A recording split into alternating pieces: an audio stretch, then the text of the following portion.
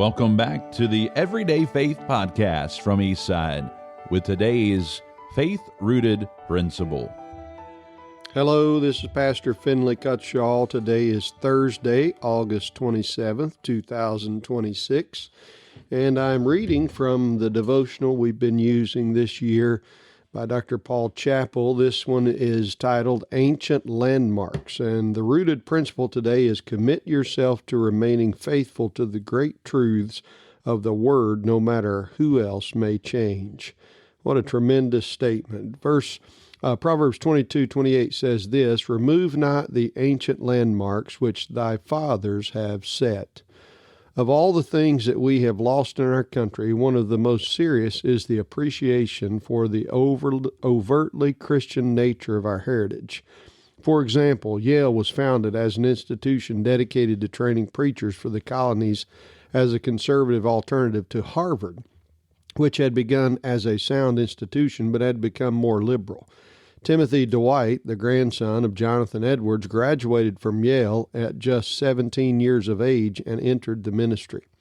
After a number of years as a pastor, Dwight returned as the president of Yale from 1795 to 1817. In an address to the graduating class of 1814, Dwight said, Christ is the only, the true, the living way of access to God. Give up yourselves, therefore, to him with a cordial confidence, and the great work of life is done.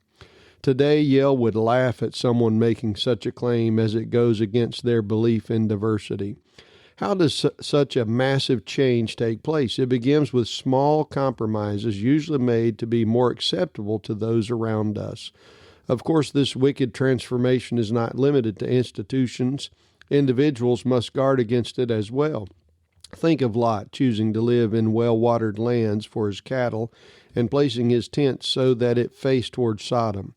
On the day Lot first made that choice, he would have been horrified by his future actions, but little by little he moved closer and closer to Sodom until he was firmly entrenched in that wicked place and lost his family as a result. The protection we have against ending up in the wrong place is to remain firmly planted in the right one. We do not need new theology or new beliefs. The Word of God never changes, and what was true yesterday is still true today. Today's rooted principle, commit yourself to remaining faithful to the great truths of the Word, no matter who else may change. God bless.